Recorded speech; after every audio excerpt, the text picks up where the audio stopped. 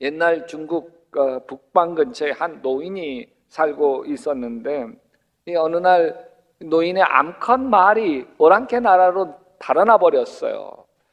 이 뭐 자기 나라로 달아나면 좀 쫓아다니면서 자기 말 표시가 있으니까. 그런데 이게 오랑캐 나라니까 말 찾으러 갔다가 잡혀 죽으니까 찾으러 갈 수도 없고. 근데 말은 뭐 여기에서 가장 큰 재산 목록 1호인데 전 재산이나 다름없는데, 그러니까 마을 사람들이 안 됐다고 어떡하냐고, 근데 할 수 없지 않냐고 그러면서 노인을 다독거리니까 이 노인이 태연하게 이러는 거예요. 누가 아오 이 일이 복이 될는지. 몇 달이 지나자 그 암말이 집으로 되돌아왔어요. 자기 집 찾아. 근데 혼자 온 게 아니라 자기 졸졸졸졸 쫓아다니던 순말, 큰 준마 한 마리 데리고 온 거예요. 신랑까지 데리고 온 거예요. 밖에 나갔다가. 그러니까 동네 사람들이 야, 경사 났다고, 세상에 이렇게 횡재가 어딨냐고. 그러다 한 1년쯤 지났는데, 그런데 말타기를 좋아하는 이 노인의 외아들이 그 오랑캐 준마를 타다가 그만 떨어져 가지고 다리가 부러져서 평생 절름발이로 살아야 되는 장애인이 되고 말았어요. 마을 사람들이 안타까워 위로해 주는데 한마디 툭 던짐입니다. 누가 아오 이 일이 복이 될는지. 외아들이 장애인 되어서 너무 속상한데 뜻밖의 말을 한 거죠. 그로부터 1년이 지난 어느 날 오랑캐가 대거 침입해 오자 마을 장정들을 다 군사로 차출하게 되었고, 불행하게도 오랑캐와 맞서 싸우다 다 전사해요. 근데 이 노인의 아들이 장애인이어서 군사로 차출이 안 되는 바람에 그 마을에서 유일하게 살아남은 젊은이가 된 거예요. 참 노인이 대단하죠. 그 어떤 불행 앞에서도 누가 아오 이 일이 복이 될는지. 이 이야기로부터 세옹지마 고사성어가 나왔습니다. 탈무드에도 아주 비슷한 얘기가 있는데, 이 랍비 아키바 신앙 때문에 그 마을에서 쫓겨나. 그래서 쫓겨나서 이 마을 저 마을 전전하는데, 뭐 가진 거라고는 성경 읽을 때 쓰는 등불, 그리고 잠을 깨워주는 수탉 한 마리, 그리고 타고 다니는 말 한 필이 전부였어요. 어느 날 마을에 들어가 가지고서 자기 좀 하루 여기서 묵게 해달라고 그러는데, 그 마을이 참 이렇게 차가운, 받아들이질 않아, 거절하는. 그래서 이제 마을 변두리에 있는 우물에다가 거기에 노숙을 하게 되었어요. 뭐 그래도 감사하지. 여기라도 쉴 곳이 있으니, 노숙할 곳이 있으니 그래도 성경을 읽어야지. 그 등불을 켜고 성경을 읽는데 바람이 휙 불더니 등불을 툭 쓰러뜨려 가지고요, 그게 짱강 깨져버렸어요. 성경도 못 읽겠고 잠이나 자자. 그런데 새벽에 늑대가 오더니 닭을 확 잡아먹어. 그리고 조금 있다가 사자가 오더니 말을 확 잡아먹어. 아침에 일어나서 세상에 뭐 이런 하나님, 이게 뭡니까 이게. 하나님 믿는 것 때문에 마을에서는 쫓겨나고, 또 여기 내가 가지고 있는 거라고는 여기에 등장하고 수탉하고 말이 전부인데 그것마저도 다 이렇게 깨뜨려지고 잡아먹히고, 하나님이 이게 뭡니까? 마음에 원망이 생겨. 그래도 이제 타고 다니는 말이라도 더 동네 가서 구해야지. 그리고 동네를 가보니까 그 동네가 난리가 난 거야. 강도떼가 간밤에 습격해가지고 다 학살하고 시체가 나. 자기가 그 마을 사람들이 받아줘서 거기서 잤다면 자기도 죽었을 거야. 등불을 계속 켜고 있었다고 한다면, 그러면 사람들이, 강도들이 저기도 마을 있네 그러고 자기에게 찾아와 가지고서 자기도 죽였을 거야. 여기 수탉이 울고 있거나 말이 히잉거리면서 울었더라면, 그러면 자기조차도 목숨을 부지하지 못했을 거야. 아, 그때는 불행인 것 같았지만 돌이켜보니 이게 다 감사구나. 여러분, 코로나 블루, 코로나 우울증이죠. 코로나 이 바이러스라는 놈은 정말 강도때 같습니다. 우리의 삶을 송두리째 흔들어 놓잖아요. 야, 여러분, 살다 희한한 세상 우리 다 살지 않아요? 응? 이렇게 어려울 때 성전에 모여서 우리가 뜨겁게 기도할 수 있어서 하나님을 의지할 수 있으면 좋은데, 이 코로나라 교회에 마음대로 오는 것도 쉽지 않고 마음 놓고 찬양하고 기도하는 것도 힘들지 않아요? 그러니까 어디 마음 하나 풀어놓을 데가 없습니다. 그래서 코로나 블루, 코로나 우울증에 온 국민이 시달리고 있고, 누가 툭 건드리기만 해도 그러면서 아주 폭발 것 같은 시한폭탄과 같이 살아가고 있어요. 코로나 이혼이라는 말 아세요? 특별히 남자들 조심하시기 바랍니다. 이때 부부가 갈라지는 가정이 폭발적으로 늘어난다는 거예요. 여러분, 이때 다 불평할 수 있어요. 이때 나 건드리면 다 다쳐, 각오해, 도굴은 독사처럼 살아갈 수도 있어요. 불평하고 화풀이 해보세요. 그때 후련해요. 속 시원해요. 어떤 아버지가 회사에서 직장 상사에게 대지게 꾸지람 받는데 너무 억울해요. 그래서 조퇴를 해서 집으로 돌아옵니다. 돌아와 보니까 집안이 허수선해요. 정리가 안 돼 있고, 옆에 내가 뭐 하는 거야? 집구석을 이 모양으로 난장판 만들어 놓고 신경을 확 내요. 당신이 일찍 돌아올지 몰랐죠. 그러면서 짓는데 보니까 다 큰아들 놈 물건들로 가득해요. 이놈아, 놀았으면 갖다 놔야지. 그걸 보면 탁 때리니까 엄마를 왜 때려? 그러고 자기 방으로 돌아가는데 동생이 자기 책상 앞에 앉아서 자기 물건 가지고 놀고 있으니까 왜 형과 건드려 이놈의 새끼야. 그걸 보면 형 왜 때려? 말로 하지. 그러면서 씩씩거리면서 나가는데 신발 신으려고 보니까 강아지가 자기 신발 위에 앉아 있는 거예요. 그래서 강아지 엉덩방울을 팡 차면서 비켜 이 개놈아. 그리고 깨갱! 엉덩이를 갑자기 두들겨 맞은 이 강아지가 마루 밑으로 쑥 들어가 가지고서 이 강아지가 씩씩대면서 이게 뭐 속상한데 풀기에 앞에 보니까 구두가 보여서 그 구두 잘근 씹어서 다 망쳐놨는데, 그 구두 누구 구두? 아빠 구두예요. 아빠 구두. 다 돌아오는 거예요. 우리가 불행을 만날 때 어려움 속에서 불평할 수 있어, 원망할 수 있어요. 하다못해 하박국 선지자도 하나님께 불평을 합니다.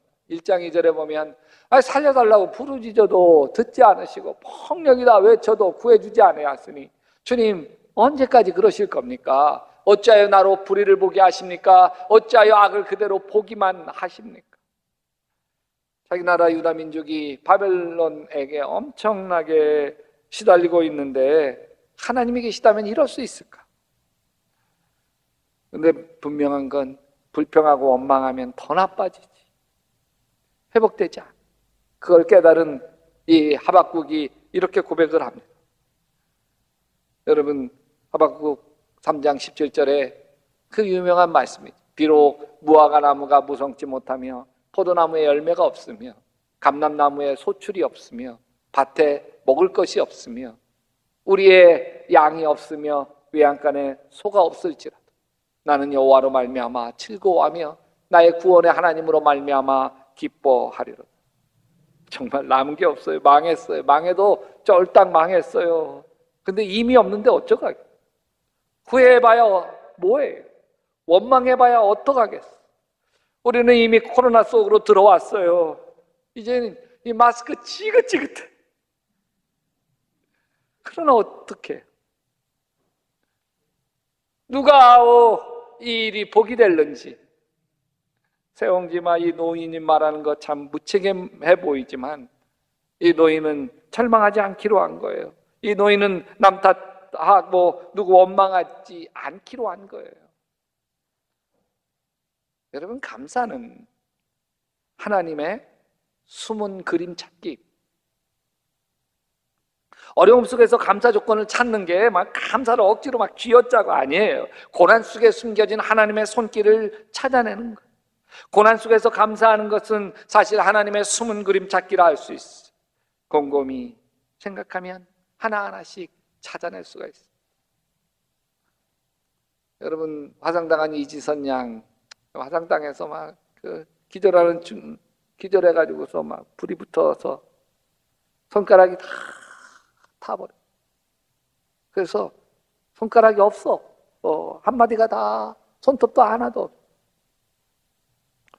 저는 짧아진 8개의 손가락을 보면서 사람에게 손톱이 얼마나 중요한지 알게 됐고, 1인 10역하는 엄지손가락으로 생활하고 글을 쓰면서 엄지손가락은 그래도 온전히 남겨주신 하나님께 감사할 수 있습니다. 다 버려가지고 눈썹이 하나도 없어. 무엇이든지 눈썹이 없어서 여과 없이 눈으로 그냥 막 들어가는 걸 경험하면서 사람에게 이 작은 눈썹마저 얼마나 필요한지 알게 됐고, 막대기 같아져 버린 오른팔을 쓰면서 여기 다 화상당해가지고 이게 안 굽혀지는 거예요.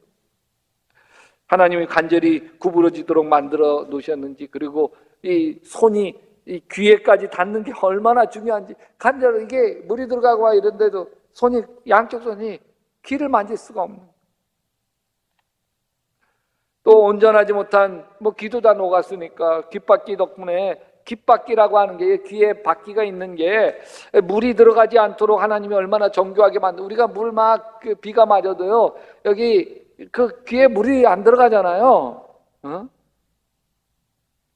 하나님 그렇게 만드셨고, 그리고 자기는 피부라고 하는 게 그냥 껍데기일 뿐이라고 생각했는데 피부가 얼마나 소중한 것인지, 그리고 남겨진 피부가 있다고 하는 게 얼마나 감사한 건지, 그리고 감히 내 작은 고통 중에 예수님의 십자가의 고통을 100만 분의 1이나마 공감할 수 있고, 너무나 비천한 사람으로, 죄인으로, 얼굴도 이름도 없는 초라한 사람으로 대접받는 그 기분, 그거 알 수 있었다.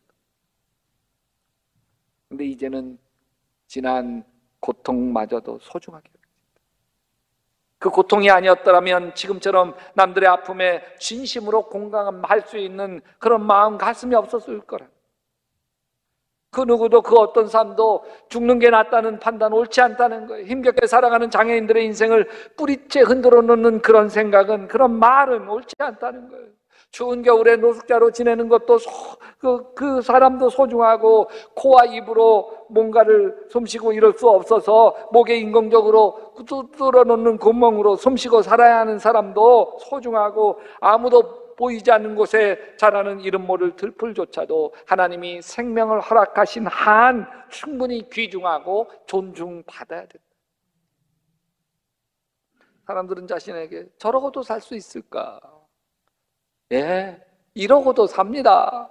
이러고도. 몸은 이렇지만 참 마음 건강함을 자부하며 삽니다. 이런 몸이라도 전혀 부끄러운 마음을 품지 않게 해주신 하나님을 찬양하며 삽니다. 이런 몸이라도 사랑해 주시고, 이런 몸이라도 써주시는 하나님의 계획에 감사드리며 삽니다.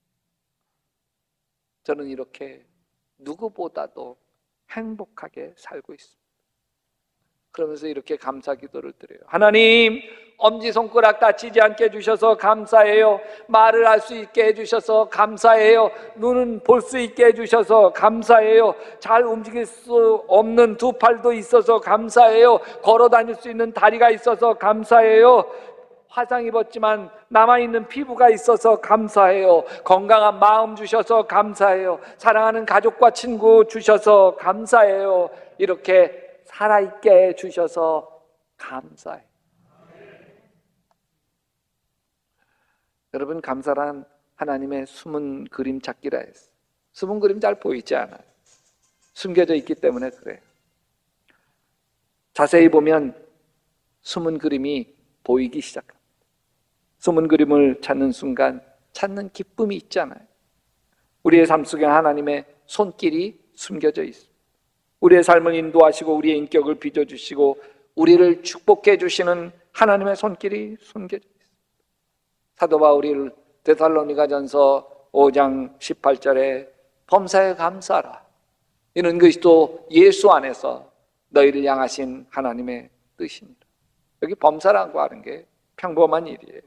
평범한 일이라고 하는 게 당연한 거예요. 그래서 여러분, 범사에 감사라고 하는 것은 남들이 당연하게 생각하는 일 속에서도 감사를 찾아보라는 거예요. 여러분, 인생은 원치 않는 고난이 우리의 삶을 흔들어 놓습니다. 고난 속에서 부르짖게 되죠. Why me? 왜 나입니까? 왜? 그러나 고난도 축복입니다. 힘겹고 괴로운 시간을 이기고 나면 주어지는 보물이 있습니다. 고난을 통과하지 않고는 결코 배울 수 없는 지혜가 있어, 기도가 있어, 은혜가 있어. 손양원 목사님의 10가지 감사 기도를 나누고 싶어. 1948년 여기 공산당 여수 순천 반란 사건을 일으킵니다. 여기 손 목사님의 장남 손동인 군과 손동신 군 둘이 공산당 청년당원에게 처형을 당, 총살. 이 동인 동신의 순교 소식을, 처형 소식을 들은 이 손양원 목사님은 엎드려 하나님께 기도하는데 뭐라고 기도하냐면, 자기 두 아들을 죽인 그 청년 공산당원 죽으면 안 된다. 여기 반란 사건이 다 진압됐거든요. 그럼 다 잡혀갔어. 하나님, 자기 아들들 죽었지만 둘은 다 천국 가 있는데 여기 공산당 처형하니 청년당원이 죽으면 지옥 가지 않아요. 하나님, 한 영혼이라도 지옥 가게 할 수 없습니다. 그 청년, 이게 우리나라 경찰 군인에게 잡혔는데 처형당하지 않게 해달라고. 그러면서 손 목사님이 그 원수를, 그 유명하잖아요, 자기 양자로 삼았는데 살려내가지고 그 양자 삼은 청년의 이름을 손인선이라고 지어줍니다. 손인신. 왜 인신이냐면 동인의 인자, 큰아들, 동신, 둘째 아들의 신자 써서 여기 내 두 아들 못다한, 못 이룬 그 삶을 내가 대신해서 살게 하라고 그렇게 이름을 지어줍니다. 손 목사님은 두 아들 장례식장에서 분에 넘치는 10가지 고백을 해요. 여러분, 내 어찌 긴 말 답사를 들으리요. 내가 아들들의 순교를 접하고 느낀 몇 가지 은혜로운 감사의 조건을 이야기하므로 제 이야기를 대신할까 합니다. 첫째, 나 같은 죄인 혈통에서 순교자의 자식이 나오게 하셨으니 하나님께 감사. 둘째, 허다한 많은 성도 중에 어찌 이런 보배들을 주셔서 하필 내게 맡겨주셨는지 그 점 또한 주께 감사. 셋째, 삼남 삼녀 중에도 가장 아름다운 두 아들 장자와 차자를 바치게 된 거 나의 얼마나 감사한지 감사. 넷째, 하나들의 순교도 귀하거늘 하물며 두 아들의 순교리요 하나님 감사합니다. 다섯째, 예수 믿다 누워 죽어도 큰 복인데 하물며 전도하다가 총살 순교당함이 얼마나 감사한지. 여섯째, 미국 유학 가려고 준비하던 내 아들 미국보다 더 좋은 천국에 갔으니 내 마음 안심되어 하나님께 감사. 일곱째, 나의 사랑하는 두 아들 총살한 원수 회개시켜 내 아들 삼고자 하는 사랑의 마음을 하나님 부어주셔서 감사. 여덟째, 내 두 아들 순교로 말미암아 무수한 천국의 아들들이 생길 걸 믿어지니 우리 하나님 감사합니다. 아홉째, 이 같은 역경 중에 이상 8가지 진리와 하나님의 사랑을 찾는 기쁜 마음, 여유 있는 믿음을 주신 우리 주 예수 그리스도께 감사합니다. 열째, 나에게 분수에 넘친 과분한 큰 복을 내려주신 하나님께 모든 영광을 올려드립니다. 손양원 목사님이 이렇게 감사의 마음을 말로 표현한 것뿐만 아니라 그 주일에 감사원금을 드렸는데 1만 원을 드렸대. 아니, 10,000원 드린 거 5만 원도 아니고. 그때 한 달치 손양원 목사님의 월급이 80원이야. 1만 원이면 안 먹고 안 쓰고 그 월급 고스란히 10년을 모아야 되는 돈을 하나님께 바쳐드려요. 순교하게 하셔서 감사해요. 여러분, 원망하고 불평하고 다 할 수 있어. 퍼나 빠지는 거예요. 자식에게 불평하고 잔소리해야 되면 자식이 내 자식 안 돼요. 세상 자식 돼버리지. 불평하면 내 남편도 내 남편 안 돼요. 불평하면 교회도 내 교회 아니에요. 불평하면 목사도 내 목사 아니고요. 불평하면 하나님도 내 하나님 아닙니다. 불평하면 다 떠나요. 다 떠나. 자식도 마음이 떠나고요. 배우자도 마음이 떠나고요. 믿음도 떠나고 하나님도 떠나고 내 인생의 행복도 떠나고 다 떠나. 감사를 시작하시기를 바랍니다. 떠나갔던 마음이 되돌아, 떠나갔던 축복도 되돌아오고 떠나갔던 행복도 되돌아올 줄로 믿습니다. 먼저 나에게 감사합니다. 누구에게 감사하라고요? 내가 나인 것에 감사하기 시작하십니다.